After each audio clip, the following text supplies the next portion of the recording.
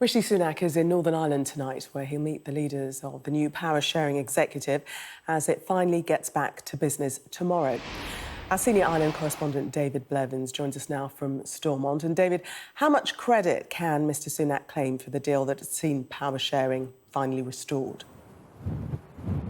Well, he will certainly claim more credit than his predecessors, Theresa May, Boris Johnson and Liz Truss, because he's achieved what they couldn't by addressing the unionist community's concerns about the post-Brexit trade border in the Irish Sea. He has not just persuaded the Democratic Unionist Party to come back into the power-sharing government in Northern Ireland, but will argue that he is the Prime Minister who has finally got Brexit done.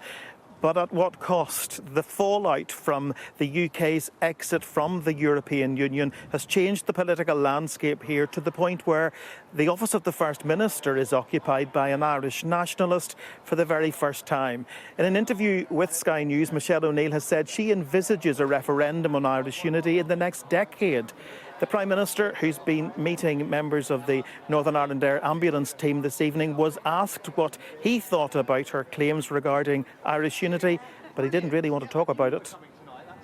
I don't think anyone really thought that the executive would be back up and running. So the fact that this has happened, I think, is a fantastic cause for optimism. I think everyone has worked really hard to bring this moment about. Everyone is committed to making it work and delivering for people in Northern Ireland who have been without their devolved government for far too long. And now we have this special opportunity to start focusing on people's priorities. And the deal that we've agreed ensures that the executive has both the funding and the powers they need to do that.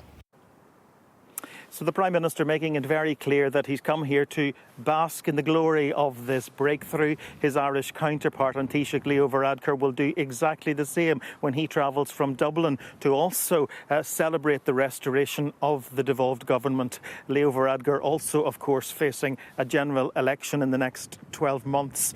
It's going to be a busy day for the Prime Minister. He's meeting the new First Minister and Deputy First Minister, all of the new power-sharing executive, and, of course, people in Northern Ireland will not expect those celebrations to last too long. They've not had a government for 2 years. They will expect that government to get down to the business very quickly of addressing the crisis that exists in the health service, in education, in infrastructure and everything else that's on that very long list in the pending tray.